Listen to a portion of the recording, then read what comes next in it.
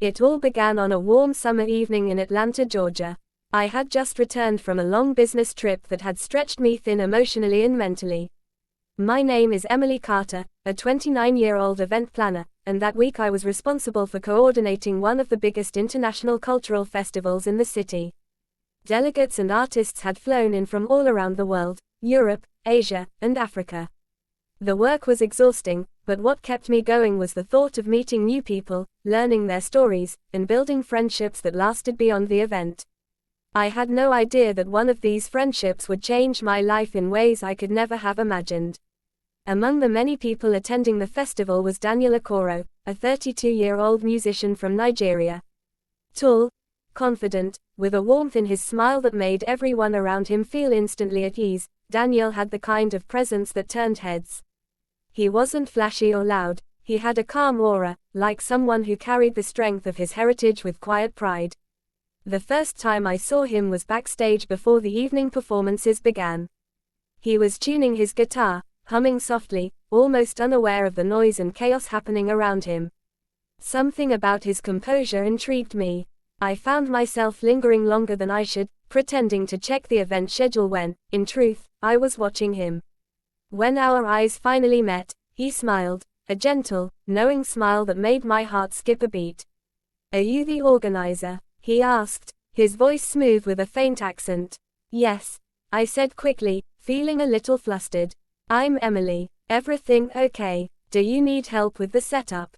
He shook his head. "Everything is perfect. Thank you. I just wanted to say how much I appreciate the effort.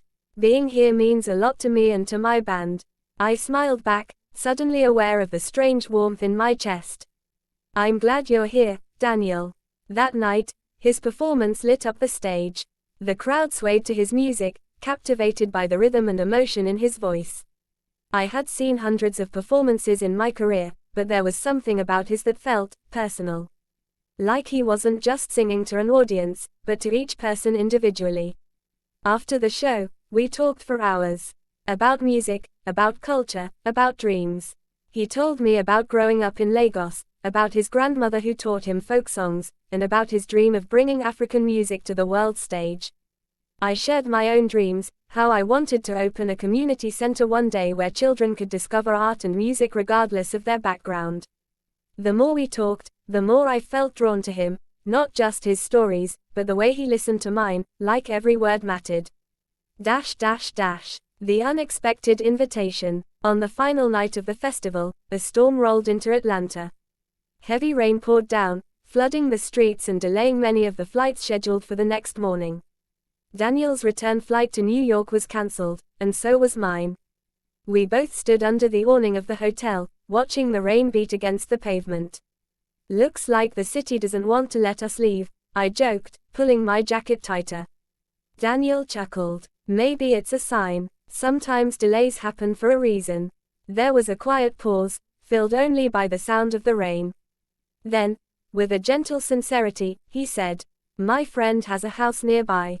He offered me a place to stay tonight. It's more comfortable than the crowded hotel lobby. If you'd like, you're welcome to join. I wouldn't want you stranded in this storm." For a moment, I hesitated. It wasn't typical of me to accept such invitations. But something in his eyes, the kindness, the respect, assured me I could trust him. "All right," I said softly. "Thank you. At his house. The house was cozy, filled with cultural touches, woven baskets on the walls, colorful fabrics, and shelves stacked with books about history and music. The atmosphere felt warm, safe, and inviting. Daniel offered me tea, and we sat by the window watching the rain continue to fall outside. The storm no longer felt inconvenient, it felt like a blessing in disguise. We talked late into the night. Our conversations grew deeper, from light-hearted stories about childhood to heartfelt confessions about fears, failures, and hopes. I found myself opening up in ways I rarely did with anyone. He listened without judgment, with a patience that made me feel seen. At one point, I asked, "Do you ever feel like life puts people in your path for a reason?" He looked at me thoughtfully. "Yes, I believe every encounter has meaning. Some people teach us lessons, some give us joy, and some change everything." The way he said it made my heart race. A connection beyond words. The night passed with laughter, gentle silences, and the kind of comfort that usually takes years to build. We didn't need grand gestures or dramatic confessions, the connection was in the small moments. The way he handed me a blanket when I shivered. The way our hands brushed when we reached for the same teacup. The way he looked at me when I spoke, as though I was the only person in the world. There was nothing rushed, nothing forced. Just the quiet blooming of something tender and real. When it grew late, he showed me to a guest room. "Rest well, Emily," he said with that same warm smile. "Tomorrow, the skies will clear." And for the first time in a long while, I slept peacefully. The morning after. The next morning, sunlight streamed through the windows. The storm had passed, and the city felt refreshed, alive. Daniel made breakfast, eggs, toast, and a traditional Nigerian dish he insisted I try. We laughed as he explained how his cooking skills were still a work in progress, though the food tasted wonderful. As we sat at the table, sipping coffee, there was a quiet understanding between us.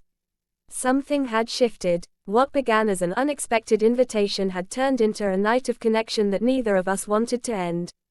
When it was time to leave, he walked me to the door. "Emily," he said softly, "last night wasn't just chance. I feel like I met someone I was meant to meet." I smiled, my heart full. "Me too." Epilogue. Weeks later, after countless phone calls and video chats, I found myself booking another flight, not for business this time, but to see him again. Our story was only beginning, but already I knew that one night, in the middle of a storm, had changed everything.